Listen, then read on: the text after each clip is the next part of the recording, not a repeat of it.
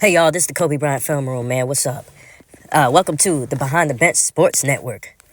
If you haven't got a chance, like and subscribe, share the content, and let's roll. All right, first and foremost, shout out to the bench crew, Rashad, Kelvin, JB, and Big Dog Talk Sports. Okay, you guys, I wanted to piggyback off of the last video that was made by JB, which was the the fallout from the mainstream media. I forgot exactly what it was titled, but it was basically talking about, has the mainstream media lost its way, right? And I want to show you, because he went into great detail, man. That's a great video. I actually recommend for you to watch JB's video first and then come back to this one. But it was a fantastic video on just the mind process of how everything changed for us, right? And you could kind of, if you go back, you could kind of see it in slow motion, how it changed, right? And you can see the drastic change between the eras of how basketball is taught, right? Now we glorify stats, but before it was about jobs, right? Job descriptions for each player, right? We understood the ebbs and flows of the offense. We understood rhythm. We understood timing. We understood specialists. We understood star power, right? Real star power, right? Real superstars, and what their role was on the team, right? And now it's kind of muddied. The waters are very muddied. And I wanted to play and take you guys back in time. And I might start doing this a little bit more, as take you back in time with Hall of Fame coach Hubie Brown, right? Hubie Brown's one of my favorites, man, when we're talking about the intricacies of the game. Somebody who has a passion and a knowledge for the game. Somebody who's a historian. Beautiful basketball mind, man.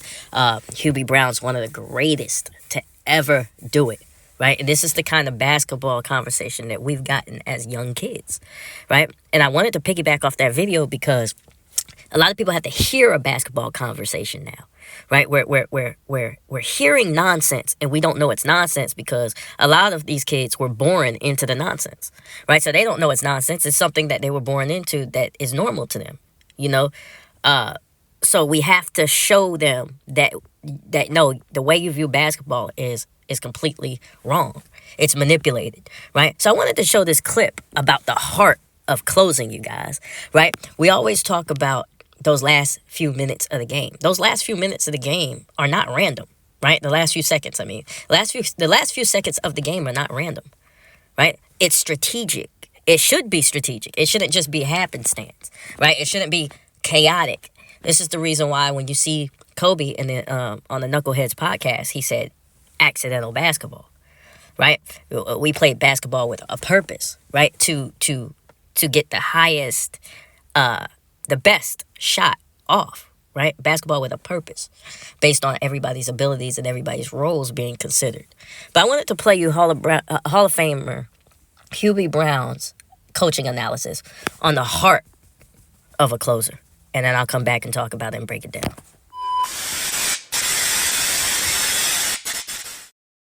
The game is on the line.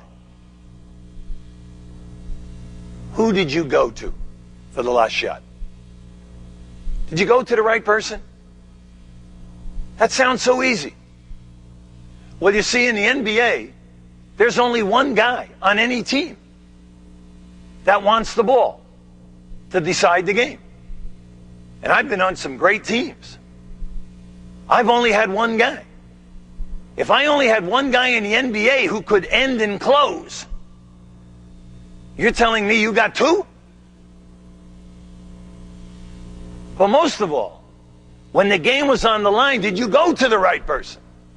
I'm not asking you whether they made the shot, because we know that that person didn't deliberately miss the shot.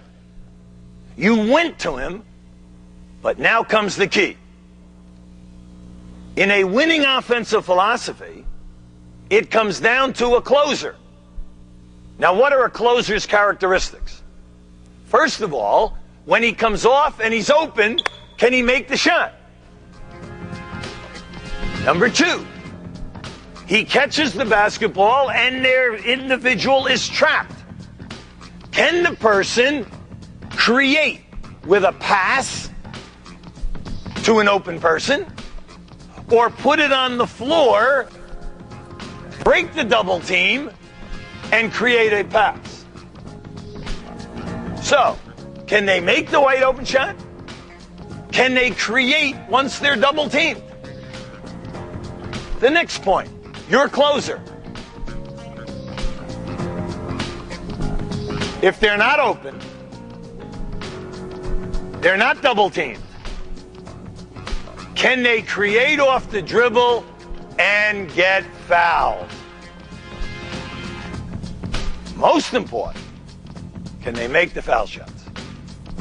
See, it's easy to say, I want the ball under pressure. Well, we give it to you. And don't tell me that the greatest scorers in the NBA are all closers. They are not.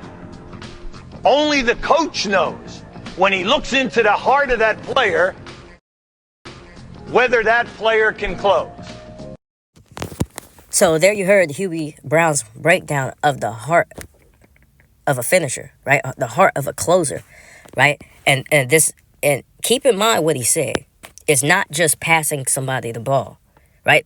This is the same thing that Kobe Bryant broke down, right? In the Knuckleheads podcast, right? It's not about just passing somebody the ball, right? If you got somebody who's scared of the moment, who is not used to being in that moment, who is just a spot-up shooter, can't do anything else, they're not open, you give them the ball, right? Or you give somebody the ball who barely is in rhythm that whole game, right? The ebbs and flows of the games take place, right? Now, as the closer of the team, what do you have to do, right? What do you have to be able to do? You have to be able to break down the defense. Somehow get out of the double team, get out of the trap, right? Make a play, right? Shoot the long distance shot. Shoot the mid-range shot. Hit free throws, right? Create a shot out of nothing, right?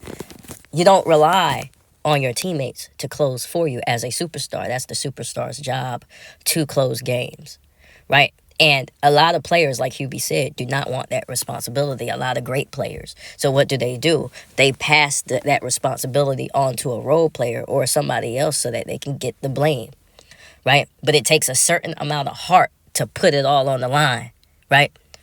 So this is the mentality of Hubie Brown from a coaching perspective, right? From a pure basketball perspective, is that he's looking at a guy and the guy ain't looking at him. He knows this dude don't want the shot. Or he said, hey, call the play for him. He knows this dude don't want it, right? It's not in his blood. It's not in his DNA. And it's okay if it's not, right? If it's okay if that player is not a closer, right? But you do need somebody who is on the team to be a closer, right? But this is what goes into the conversations of the greatest players of all time, right? When I think of my greatest players, I think about the ultimate closers, the ultimate finishers, right? They can create for other people. They can attract the defense. They can get a shot over anybody at any time, in any situation. They'll figure it out. They got the handle, right? They can maneuver through traffic. They can shoot free throws, right? They can post up. This is where skill set comes into play. This is the reason why when you see players like Giannis or any players who use like brute force in order to score a lot of their baskets, when it gets to the playoffs, that's when real basketball is played. See, we forgot that the regular season is basically entertainment. Like in the regular season, a lot of these players are just going through the motion. They're letting guys get theirs. Nowadays, I'm talking about. They're letting guys get theirs. They're casually, they're not really playing as hard. We all know this. This is the reason why a lot of people would rather watch college basketball than the NBA, because they understand college basketball is the most purest thing to real basketball, right? Because of the defense, because of the effort, because of the coaching strategies, right? And the coachability of the players as well. So when you get to the NBA, the regular season really doesn't mean that much, right? Nowadays, because, guys are kind of not really going through the motions till maybe like the All-Star break or anything. They'll turn it up. They'll start getting used to their sets and playing for playoff positioning and things like that. You guys see people turn it up, completely turn things around. The playoffs is the ultimate test for great players because the defense gets tight, right? The floor starts to shrink. The game starts to slow down, right? You start to get into not getting those superstar calls that you usually get. This is the reason why a guy like James Harden usually struggles in the playoffs at certain points in time, He's inconsistent at best because the way the game's slowing down, the way the game changes, right? It's a different atmosphere, right? The referees are not bailing you out. You can't look at the referees to bail you out most of the time. Most of the time, except for certain teams and things like that. But yeah, Hubie Brown's talking about the heart. We take the heart out of basketball when we're having these discussions. I've looked at players. I've seen players that look in their eyes when their left hand is taken away, when their right hand is taken away, when they have to rise up and shoot those shots over a double team, or when the shot clock is winding down. I've seen the despair on their face, right? You can see it. And if you played basketball, you can see that guys is like, when it comes to shooting that last shot, everybody's quiet. Nobody wants to get up and say, hey, I'll do it, fuck it. People, you can't take that out of the game, the last second shots. Because with that comes the responsibility of losing, right? When you lose, people are going to point the finger at you. This is how everybody knew that Kobe was going to be great. Because when he shot those air balls, they realized the heart that was in his chest was like no other.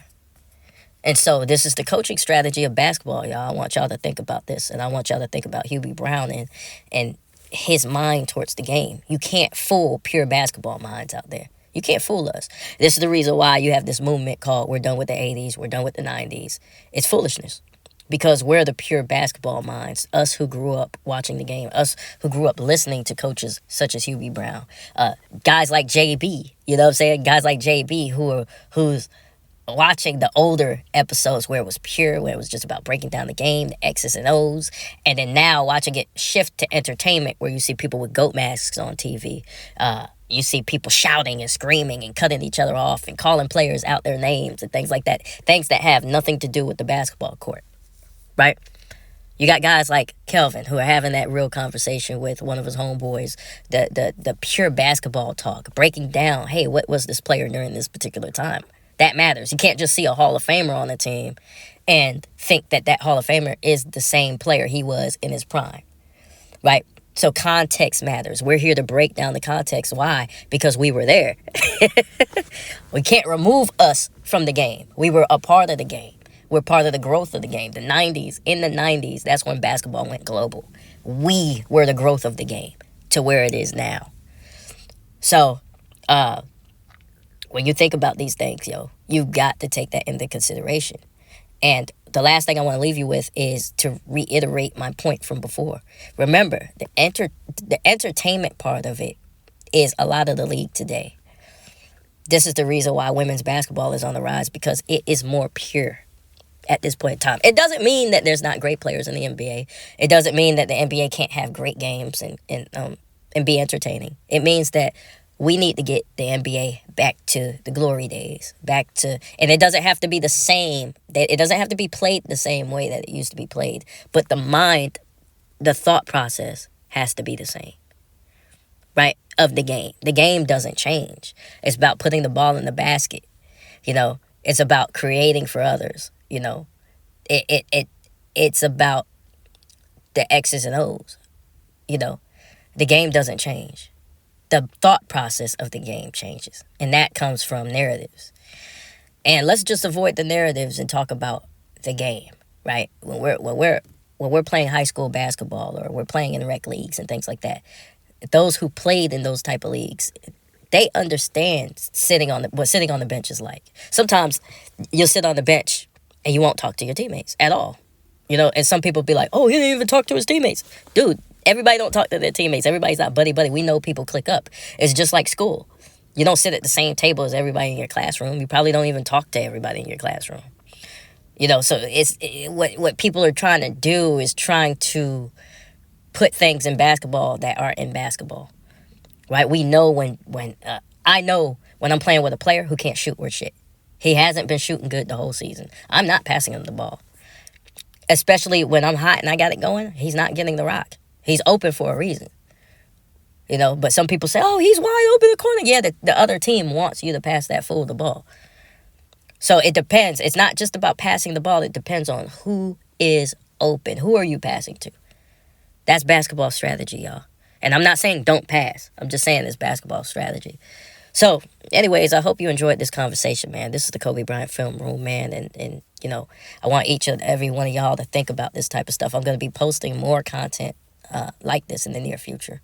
But, anyways, you guys have a great day, and I'll holla.